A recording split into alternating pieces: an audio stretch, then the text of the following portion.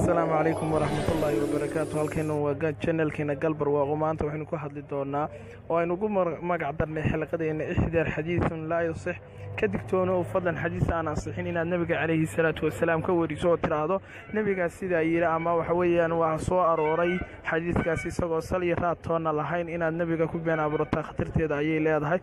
waxayna ku sababi kartaa ama ku geynti kartaa naarta waayo nabiga calayhi salaatu wasalaam wuxuu yiri من كذب علي متعمدا فليتبوأ مقعده من النار qofkii been abuurta u diyaar garoobo booski uu ku lahaa naarta fadlan iska ilaali waxaan jirin inaad faafiso ama tiraahdo nabiga ayaa sidaa yiri markasta hubso warkaad sheegayso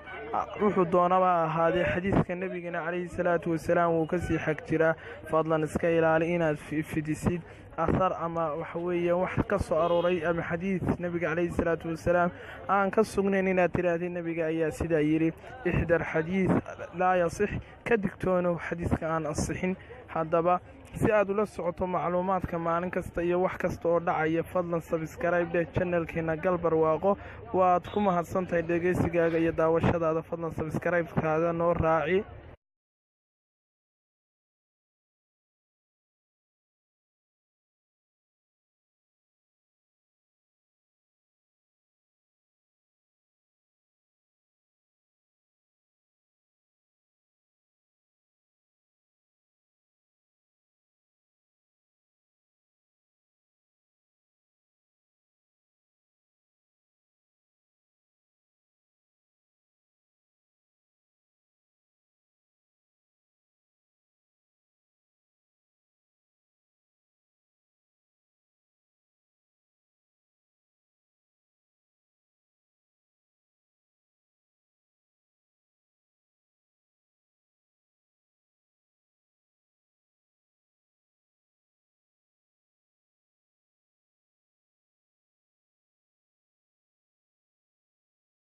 galbar waaqo kala soo wax kasta oo ka dhacaya dunida maanta.